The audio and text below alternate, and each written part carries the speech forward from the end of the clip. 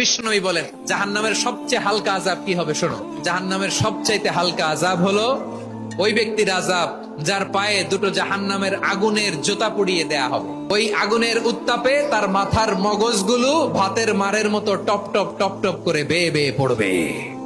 নাউজুবিল্লাহ পড়বেন না? আচ্ছা প্রিয় সিলেট, আওয়াজ করে বলেন, এইটা যদি সবচেয়ে লাইট পানিশমেন্ট হয়, সবচেয়ে হালকা পাতলা সহনীয় আযাব যদি হয়, তাহলে ভয়ঙ্কর তোমার আযাবের কি অবস্থা হবে? আমরা কি ওই জাহান্নামে যেতে চাই? জাহান্নামের অবস্থা এত ভয়ঙ্কর হবে, জাহান্নামের ভেতরে লক্ষ লক্ষ কোটি কোটি কাফির মুশরিককে দেওয়ার পরেও জাহান্নাম বলবে হালমিম মাজিদ, আরো আছে নাকি, আরো দাও।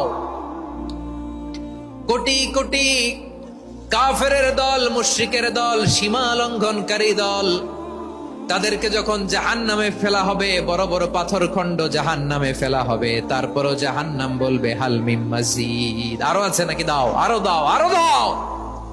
আমার ক্ষুধা নিবারণ হয় নাই। জাহান্নামে তো উত্তপ্ত হবে, জ্বলন্ত হবে, ভয়ঙ্কর হবে। জাহান্নামের এক অংশ আরেক অংশকে খেয়ে ফেলবে। আল্লাহু আকবার। ফেরেশতারাও টালমাটাল হয়ে যাবে।